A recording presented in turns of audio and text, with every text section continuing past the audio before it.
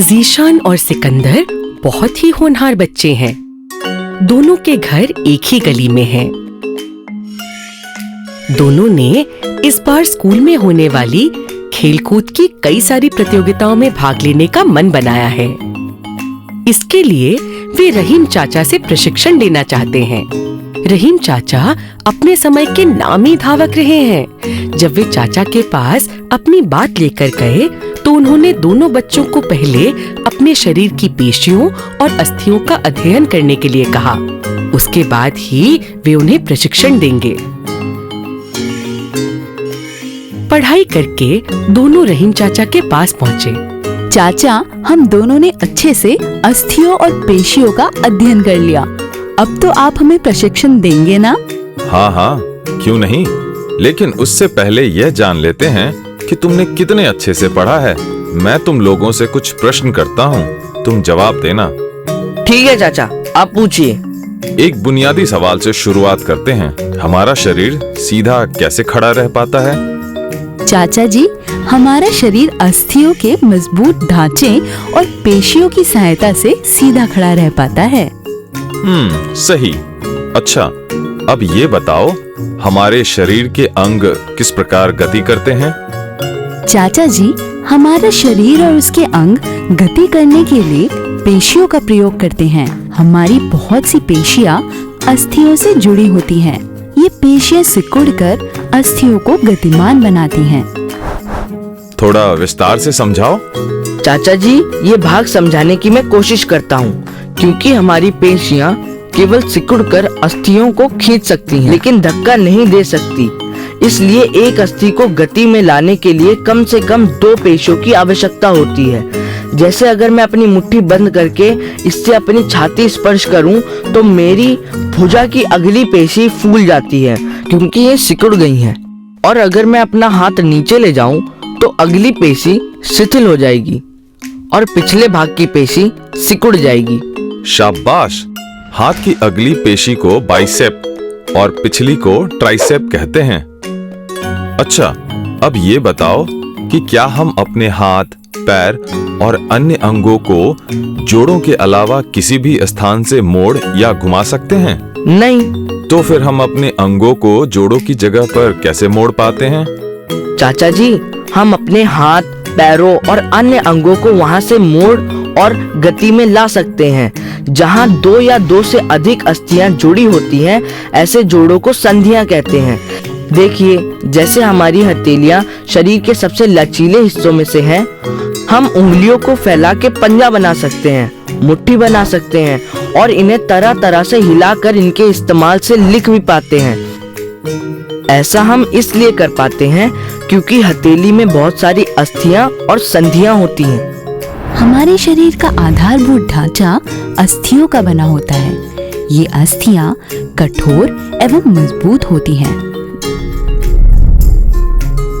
ये लचीली नहीं होती, इसलिए हम इन्हें मोड़ नहीं सकते। मैं आपको इस छड़ी की मदद से समझाता हूँ। अगर मैं छड़ी को अपने कंधे से हाथ तक बांध लूं, तो मैं हाथ बिल्कुल नहीं मोड़ पाऊंगा। बहुत अच्छे बच्चों। अच्छा, ये बताओ, संधियां कितने प्रकार की होती हैं? चाचा जी, हमारे शरीर में कई प्रकार की संधियां होती है, जैसे कि कंदुक खलिका संधि, जिससे हमारे कंधों से हाथ और कूल्हों से जांघों की अस्थियां जुड़ी होती हैं। धुराग्र संधि से हमारा सर, मेरुदंड या स्पाइनल कॉर्ड की अस्थियों से जुड़ा होता है। इसके अलावा हिंज संधि और अचल संधियां भी होती हैं। अब ये समझाओ कि कौन सी संधि से किस प्रकार का चलन किया जा सकता है? चाचा जी, धुराग्र संधि या पिवट जॉइंट से हम गर्दन को ऊपर नीचे और दाएं बाएं घुमा सकते हैं। और हिंज संधि या हिंज जॉइंट ठीक वैसे ही काम करती है जैसे दरवाजे खुलते और बंद होते हैं। हमारी कूनियों, घुटनों, उंगलियों आदि में ये संधि पाई जाती है। इन संधि वाले स्थानों का केवल एक दिशा में हिलना डुलना हो पाता है। कंदुक खलिका संधियों के स्थान पर हम आगे पीछे दाएं बाएं और ऊपर नीचे गति में आ पाते हैं। हमारे हाथ और कंधों के बीच में पाए जाने वाली यह संधि हाथों को एक हद तक चारों दिशाओं में घुमाने देती है। देखिए, हम अपने पैरों को भी आगे पीछे एवं दाएं बाएं घुमा सकते हैं, किंतु यहाँ कंधे जितना लचीलापन नहीं होता। लेकिन चाचा जी, हर संधि गति के लिए नहीं होती, कुछ संधियाँ मजबूती के लिए होती हैं। हमारा पसली पिंजर और हमारा ऊपरी जबड़ा ऐसे ही संधियों से बना होता है। वैसे चाचा जी, अगर हम देखें तो अस्थियों और संधियों से हमारे शरीर का सबसे लचीला ढांचा बनता है, वो है मेरुदंड। देखिए किस प्रकार हम झुक कर अपने हाथों से जमीन स्पर्श कर पाते हैं। लगातार अभ्यास करें तो हम पीछे मुड़कर भी जमीन को छू सकते हैं और कुछ हद तक दाएं और बाएं भी मुड़ सकते हैं। शाबाश बच्चों, तुमने अच्छी तरह से पढ़ाई की है। अब बस एक आखिरी सवाल, ये बताओ हमारे कानों की अस्थि लचीली कैसे होती हैं? चाचा जी, हमारे कानों की अस्थि काफी लचीली होती है, लेकिन और अस्थियों जितनी मजबूत नहीं होती। ऐसे ही अस्थि हमारे नाक के अगले हिस्से और संधियों में भी पाई जाती हैं। बच्चों, हमारे कानों और नाक के अगले सिरे को अस्थि नहीं उपास्थि कहते हैं। ये उपास्थियां हमारी अधिकतर संधियों में भी मौजूद होती हैं। खैर बच्चों, मैं तुम दोनों से काफी खुश हूँ। तुम इस परीक्षा में 100% अंकों से पास हुए हो। कल से हम तुम्हारा प्रशिक्षण शुरू कर देंगे। शुक्रिया चाचा जी, हम कल प्रशिक्षण लेने ठीक समय पर आ जाएंगे।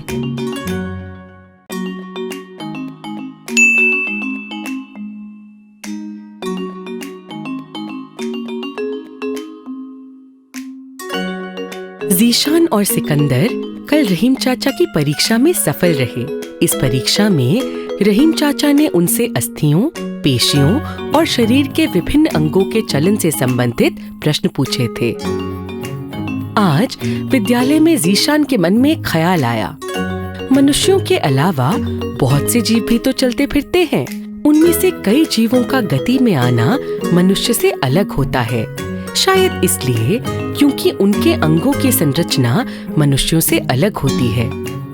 जीशान अपने विचार सिकंदर को बताता है ताकि इस बात पर अच्छे से चर्चा करी जाए। सिकंदर ने कहा, क्यों न रविवार को चिड़ियाघर की सैर करी जाए। दोनों ने इस बारे में विद्यालय के पुस्तकालय में भी अध्ययन किया। आखिर रविवार के दिन दोनों चिड़ियाघर पहुंच गए, जहां भिन्न प्रकार के जानवरों को देखने का मौका मिला। सबसे पहले वे सांपों के बाड़े के पास पहुंचे। वो देखो सिकंदर, वो अजगर कैसे धीरे धीरे आगे की ओर सरक रहा है। हाँ, जैसे कि मैंने पढ़ा था, यह अंग्रेजी के सा या एस अक्षर की तरह अपने शरीर से वलय बनाता है और पिछले वाले वलय से आगे के शरीर को धक्का देता है। वास्तव में यह केवल उस स्थान पर धक्का देता है जहां उसका शरीर मुड़ता है। मजे की बात यह है कि एक तरफ के धक्का देने से यह सांप बाईं तरफ आगे मुड़ता है और फिर इसे दूसरी तरफ से भी वैसे ही धक्का लगाना पड़ता है, तब यह दाईं ओर मुड़ पाता है। ऐसे करते हुए वह आगे की तरफ बढ़ता है। अच्छा, इसलिए सांप चलते हुए अंग्रेजी के एस जैसे निशान बना देता है। काफी रोचक बात है। अरे वहाँ एक शुतुरमुर्ग दिखाई दे रहा है, चलो उसे देखने चलते हैं। वाह, ये कितना बड़ा पक्षी है। मैंने आज तक शुतुरमुर्ग सिर्फ किताबों में ही देखा था। पता है, ये उड़ नहीं सकता। हाँ, और जानते हो, एक शुतुरमुर्ग इतनी जोर से लात मार सकता है कि अगर सर पे लग जाए तो जान ही चली जाए। यहाँ शुतुरमुर्ग के बारे में यह भी लिखा है कि यह 2 पैरों पर दौड़ने वाला दुनिया का सबसे तेज प्राणी है और 60 किलोमीटर प्रति घंटे की रफ्तार से भी तेज दौड़ सकता है।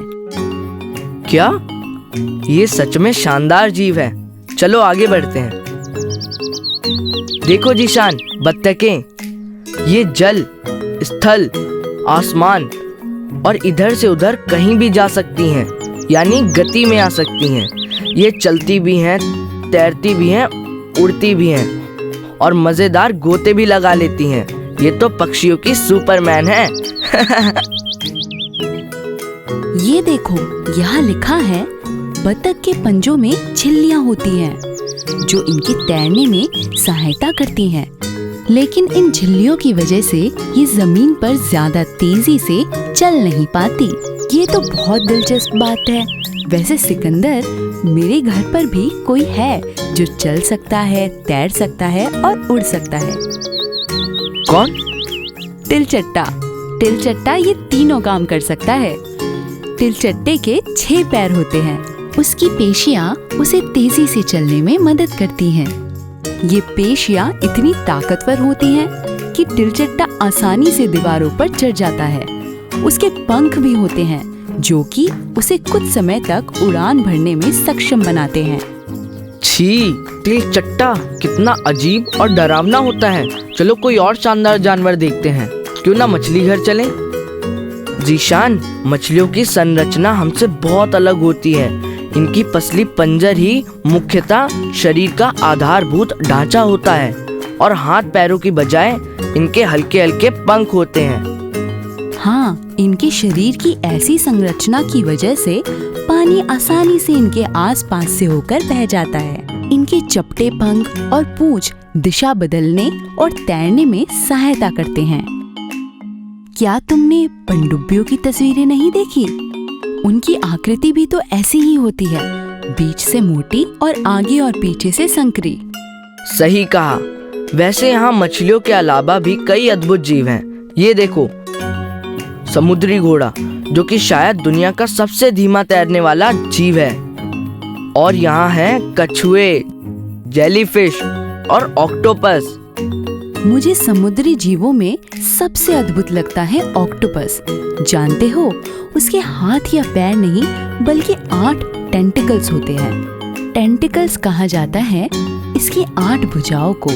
ये हमारी जीभ की तरह लचीले होते हैं। ऑक्टोपस के टेंटिकल्स उसे चलने में सहायता करते हैं। उसकी और भी कई खूबियां होती हैं, जैसे कि अरे बस, शाम हो गई, जल्दी घर चलो नहीं तो डांट पड़ेगी। मैंने गति के बारे में खूब सीख लिया। अब मैदान में घोड़े की तरह दौड़ूंगा। हाँ, समुद्री घोड़े की तरह।